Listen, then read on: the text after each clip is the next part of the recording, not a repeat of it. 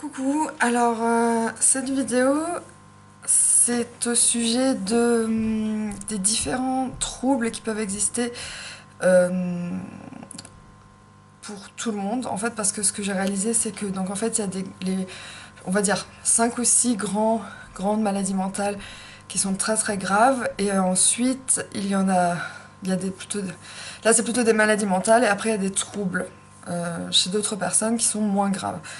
Donc je dirais les 6 principaux. Donc en premier les schizophrènes, ça c'est vraiment la maladie mentale je trouve la plus lourde avec l'autisme aussi. Euh, Ensuite donc il y a la bipolarité, la dépression, la boulimie, l'anorexie. Après tout ce qui est Alzheimer et Parkinson, je sais pas trop si on peut appeler ça des maladies mentales. Enfin, c'en est bien sûr, mais c'est des choses qui se déclarent plus tard, alors que les autres maladies que j'ai nommées, ça peut se déclencher chez quelqu'un de très très jeune. D'ailleurs, la bipolarité, je crois que c'est entre 15 et 25 ans à peu près où ça se déclare. Mais même avant 18, enfin on va dire. En moyenne, je dirais, de mon expérience et des gens que j'ai rencontrés, je dirais que ça se déclenche vers entre 18 et 20 ans. Donc voilà. Ces maladies mentales, j'en ai déjà parlé, mais je vais en reparler. Donc le trouble schizophrène, ce n'est pas du tout ce que l'on peut penser. Les gens ont tendance à dire que c'est un dédoublement de personnalité, alors que pas du tout. Pas du tout, du tout, du tout. La schizophrénie, c'est des hallucinations visuelles, auditives, sensorielles, etc.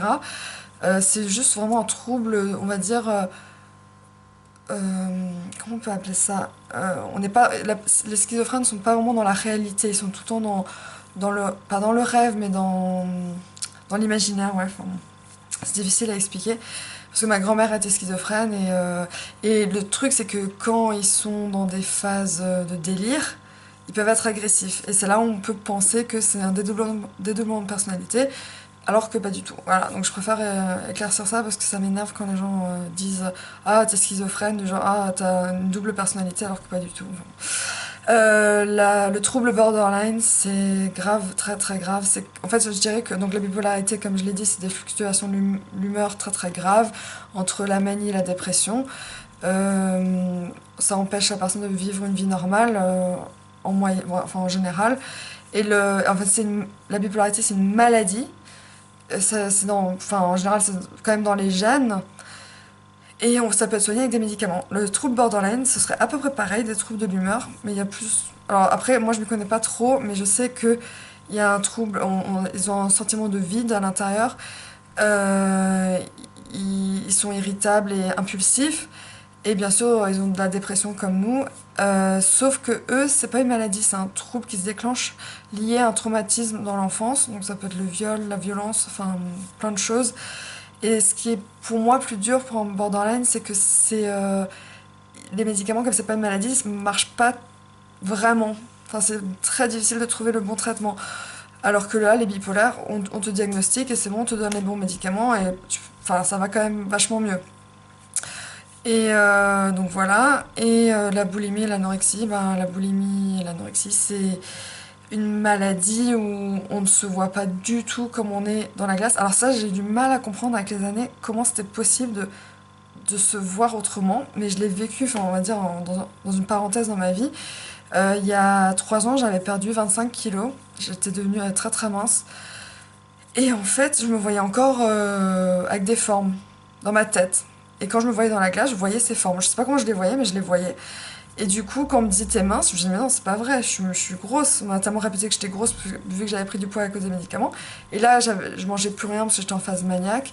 Et du coup, effectivement, quand j'ai revu les photos récemment, j'étais mince et j'étais en choc parce que je me souviens que quand je regardais ces photos à l'époque, je me trouvais grosse. Donc voilà, c'est très difficile à expliquer. Donc voilà. Et la boulimie, on se trouve. Bah en fait, on s'aime pas. Enfin, boulimie, anorexie, on s'aime pas. On s'aime pas. On se prive de manger exprès pour mincir. Alors il y a l'anorexie mentale aussi et l'anorexie tout court. Alors l'anorexie. Alors je vais pas me tromper. Je crois que l'anorexie mentale, c'est quand on est en dépression et qu'on n'a pas faim. Donc on se prive de manger parce qu'on n'a pas faim, parce qu'on est en dépression, et on mincit. Et l'anorexie tout court, c'est on se prive de manger exprès pour maigrir, voilà, parce qu'on s'aime pas. Alors, rectifiez-moi dans les commentaires si jamais je me suis trompée entre l'anorexie et l'anorexie mentale, je sais plus trop lequel est lequel. Mais dans tous les cas, on se prive de manger, que ce soit voulu ou pas voulu, on s'aime pas, on n'aime pas notre corps, on n'aime pas, enfin, on s'aime pas. De toute façon, de toute manière, là, dans toutes les maladies mentales, ce qui se rejoint à chaque fois, c'est qu'on s'aime pas de toute manière, on n'aime rien, ou alors il y a toujours un problème de de la vision de nous-mêmes et de la réalité. Donc ça c'est... Et puis bon, après, donc il y a l'autisme aussi, bon ça c'est encore particulier, mais voilà, bon, ça je vais pas trop en parler parce que je m'y connais pas trop, mais je sais qu'ils sont en mal-être et ce qui... Imaginons qu'un autiste veut montrer de l'affection, il va tirer les cheveux à la personne, enfin à la fille, par exemple, alors que lui il veut juste montrer de l'attention, mais je crois que ce qu'on m'a expliqué en fait c'est que quand on est enfant, on a tous les canaux dans notre cerveau qui sont ouverts, et quand on grandit, les canaux dont on n'a plus besoin se ferment. Et quand on est autiste, ben, du coup, pratiquement tous les canaux sont encore ouverts, donc on agit d'une manière qui n'est pas adulte ou qui n'est pas appropriée. Donc voilà, je crois que c'est à peu près ça, mais encore une fois, rectifiez-moi si je me suis trompée dans quelque chose. Et donc voilà, toutes ces maladies mentales sont très très graves, c'est dur de vivre avec.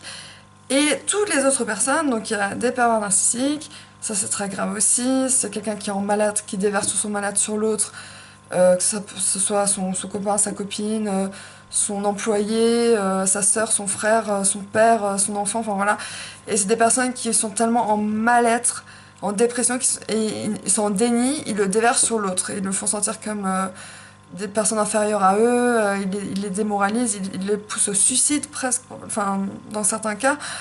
Donc voilà, donc tout ça c'est très grave, mais d'autres troubles comme les TOC, les angoisses, ça c'est moins grave, c'est des troubles, donc tout le monde, voilà, a quelque chose, donc il y en a qui ont des maladies mentales graves, il y en a qui ont des troubles mentaux qui sont graves mais pas aussi graves, ils peuvent vivre une vie normale on va dire, et voilà, donc si autour de vous, il y a forcément un borderline, un bipolaire, un schizophrène, un dépressif, un angoissé, enfin tout le monde a quelque chose et c'est pour ça que c'est important de dire que tout le monde devrait voir un psychiatre ou une psychiatre, c'est très très très très très important parce que il y a des choses qu'on peut pas dire à tout le monde, on peut pas dire des choses qu'on peut pas dire à nos amis, à nos parents, à notre frère, notre sœur, à notre copain et le thérapeute, il est neutre donc on peut tout lui dire.